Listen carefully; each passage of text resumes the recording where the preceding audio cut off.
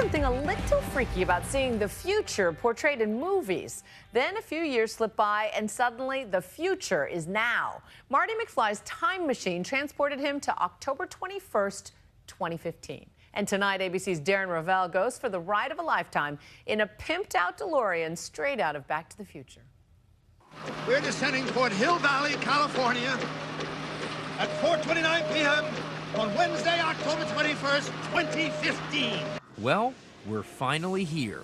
The future as imagined in the 1989 film Back to the Future 2. There are no flying cars, and Jaws stopped way before 19. But the Cubs could still win the World Series this year. Cubs win World Series. And there are these, fully tricked out converted DeLoreans on a side road off a highway in a Dallas suburb, made to look like the time-traveling vehicles that were used in the films. This thing is a hobby that turned into a crazy business.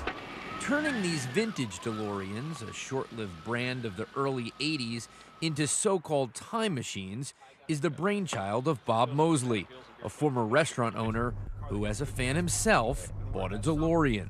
The thing about it is if you own a DeLorean, you're going to have to deal with Back to the Future references. So everywhere I went, somebody would say, "Hey, McFly, where's your flux capacitor?" And because I have an engineering background, I built a flux capacitor, I put it in the car, and the reaction of people seeing it was so great that I just kept adding on to the car until eventually you end up here. Selling the cars for up to $100,000 each, including celebrity customers like San Antonio Spurs guard Tony Parker.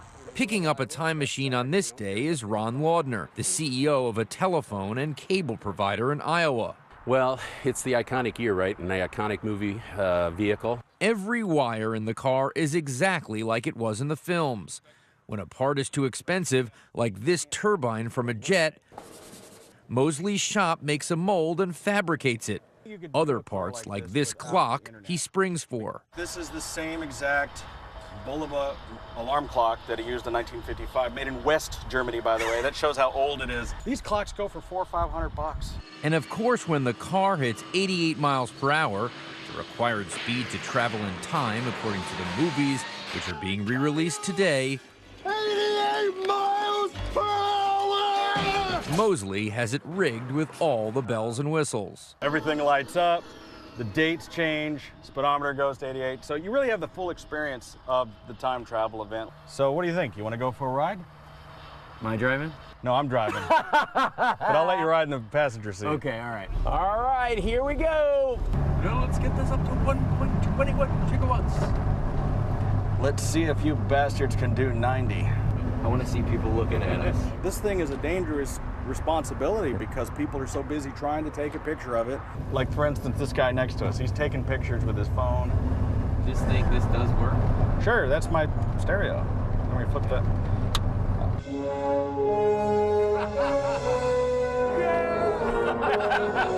For Nightline, I'm Darren Ravel in Duncanville, Texas. And next, Darren's trying out the hoverboard.